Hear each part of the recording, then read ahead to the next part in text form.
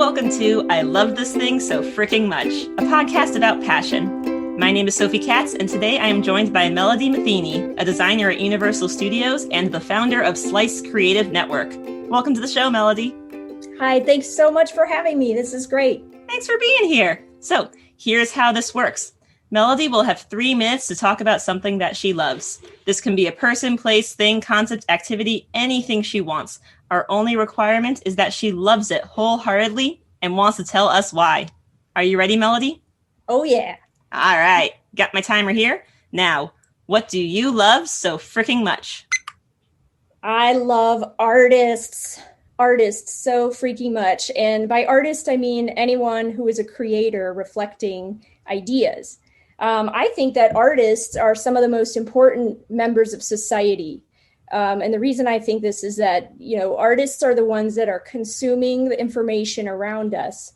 And then we take it and we turn it around and create something that reflects these ideas and culture to other members of society. So we're creating art, we're creating music, poetry, robots, basically anything that we're creating is reflecting our own culture to other members of society. And artists have been doing this since the beginning of time, What's the first thing we know about the human species? Probably bones, maybe, but after that is cave paintings.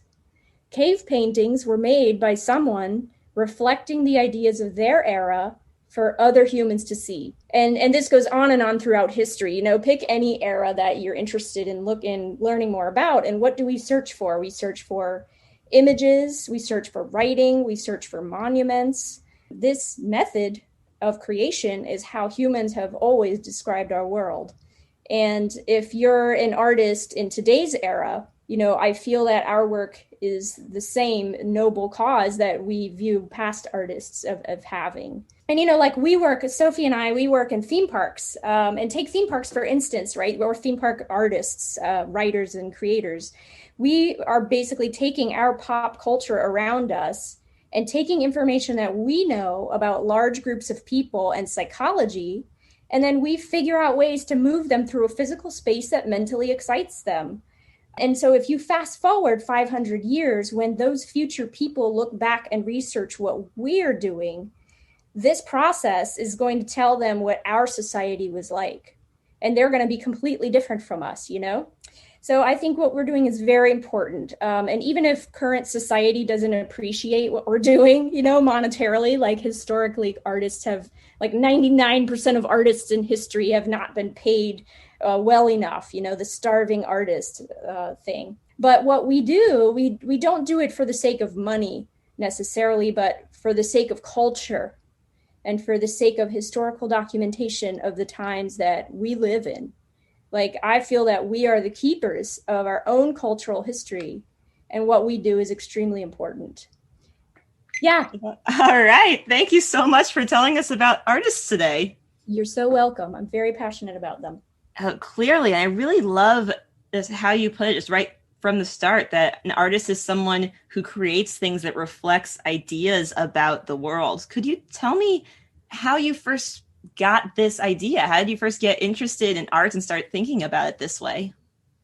Well, yes, art history. So in school, just learning about the super famous artists that we first start to learn about, Michelangelo and Leonardo da Vinci and Jackson Pollock and, all these various artists. And I was so interested in it that I went and got a master's degree in art history in Italy, of Italian Renaissance art history, which I'm extremely passionate about. And the more and more I learned about it, the more I really understood, this is so important for all of society and all of history, is to be able to document what we're seeing and feeling and thinking in this consumable way that future humans can consume it in some way. That you consume art, you consume writing, books and paintings and sculptures and everything.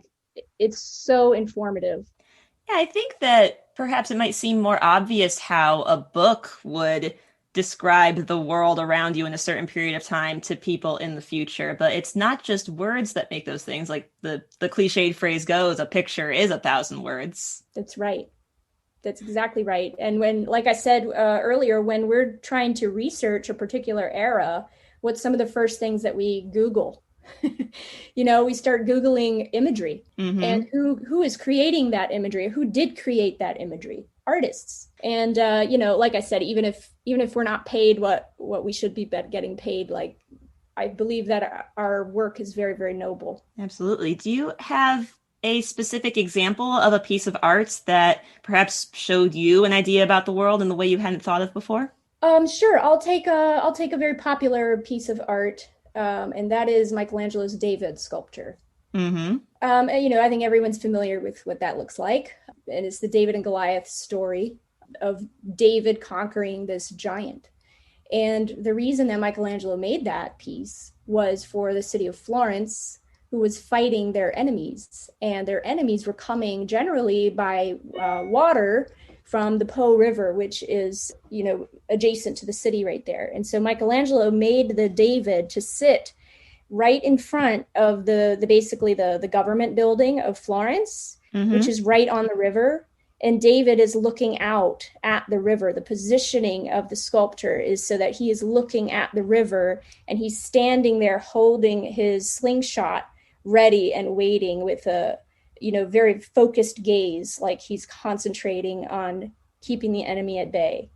Ooh. And that is so meaningful, and it tells you about the politics of the time. And the human form that's used in the David is also very new to that era. So it just communicates so much about a variety of different things relating to the history of that era. I kind of got chills while you were describing that, actually, the way he was looking out, trying to protect his community from the enemy. That's right. Yes. Do Yes. you? And actually, it's even the proportions of the David. Like, if you look at the David from the side, he's like way too skinny. Hmm. Because the positioning of the sculptor was that he was up against the building. So, and you're supposed to be seeing him from the front. So the Ah. side proportions like didn't matter as much. So there's all sorts of things like that you can take away from the art if you just read about it and pay attention. Do you have any examples? And I know there's a lot of stuff that in your line of work you can't talk about, but something that you can talk about of maybe a work you've done in the past and the kind of thought process that you put in when you were trying to use your art to reflect an idea that you had about the world. That's difficult because when you work for a company who's hiring you to create artwork, you really have their opinions in mind as opposed to yours. You become the hands and not the mind which is which is necessarily. also cool. Like it takes skill to be able to step out of your own brain and bring someone else's concept and worldview to life. Yeah, exactly. Yeah, a lot of my work has been pop culture related. I would say, my favorite. Can I talk about my favorite piece Oh, that go was, ahead. Please do. original content? Let's say Please do. that was Cobra's Curse, the roller coaster attraction located at Busch Gardens in Tampa. I was part of the creative team who developed that, and I was their graphics and signage person. So I got to kind of create this mythology that was going into the storyline of this roller coaster. And the story was that these Egyptian archaeologists were digging, and they uncovered this fantastic tomb. And where they uncovered this giant serpent sculpture that was of this god, like a serpent god. And when they uncovered it, they unleashed, this curse upon the land, and this giant sculpture came to life, and that's what the whole roller coaster is about. And so we had to kind of, in the queue area, tell the story of, okay, there's an Egyptian dig, there's the archaeological dig happening, so how do we communicate that? We had to research archaeological dig sites and figure out what kind of materials are they going to use, and so that's kind of historical, is like understanding how they really do it in reality so we can portray it in a realistic way. And then once you go into the tomb, what does the tomb look like, and what's a realistic tomb that most people will visually understand immediately. So understanding the history and culture of the real Egyptian tombs is part of the fabric of how we created that site. So yeah, I could go on and on, but I'll stop there because I think that gives you an idea of how we incorporate history into some of the more modern projects in theme parks. Definitely. And just how much detail goes into it. And I can easily imagine someone walking through the queue who already knows a lot about Egyptian history and archaeology and such things and thinking that that's really cool, that how accurate it is. But then someone else coming in who has no idea any of this stuff and maybe is inspired to look into to learn more just because it looked so awesome here in the theme park. Yeah, exactly. Would you like to talk a little bit about your work with Slice Creative Network? Because I know that this work comes out of your passion for artists. It does. Yes. Thank you for this opportunity. Yeah, so I created Slice about 10 years ago, maybe 11 now. I don't remember. And it started off because I was working at SeaWorld as an art director, and we were hiring freelancers at that time, and we could never really keep track of who was who and where were they? Were they still working? What was that guy's website? Like, it was kind of complicated. And so I started to keep track of them on a website. And I've always considered myself a collector of interesting people.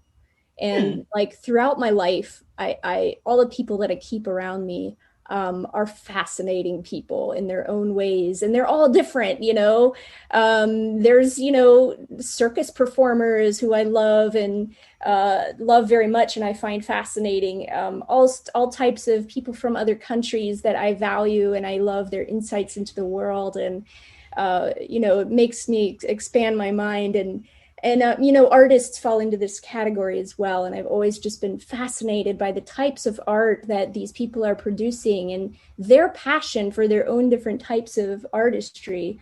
And like a lot of artists have multiple disciplines, like a painter might not just be a painter. A painter could be a sculptor and a 3D artist and, a robotic specialist. And just to like explore that and see like how these people are taking this information and communicating it to other members of our society is absolutely fascinating. And that kind of perpetuated my my love and passion for finding these people and seeking them out and collecting them in this little website of mine and presenting them to the world to say like, these are awesome people and you need to see their work because they're doing something important that I believe in. Absolutely. So that's kind of what I feel that Slice has become. It's really become a lovely community of people getting to do people who do interesting stuff, talking with each other about the interesting stuff they do. Exactly. And just to kind of be the host of that kind of cultural interchange is very, very satisfying for me. I feel that I'm helping these people in a number of ways, but mostly like socially and culturally to like share ideas and communicate with each other and provide a community. Melody, thank you so much for telling us about something you love today. Well, thank you for having me. I never really get to talk about this kind of thing publicly, so this is very satisfying for me. Thank you. Well, that's my hope. I certainly hope the people who come on this show have as much fun as I do listening. That's awesome. Thank you, Sophie. And thank you, our listeners, for tuning in today. If you would like to learn more about our guest Melody and the amazing artists she loves, you can find the Slice Creative Network website in the episode description. And don't forget to use the hashtag #LoveThisThingCast to tell us about the things you love. I Love This Thing So Fricking Much is a production of Through the Window Media. This episode was directed by Sophie A. Katz and edited by Melissa Block. You can find us at Through the Window on Twitter, Facebook, Instagram, or Tumblr. That is THROU, the window, at all the social media sites. Be good to yourself, be kind to each other, and you'll hear from us again soon.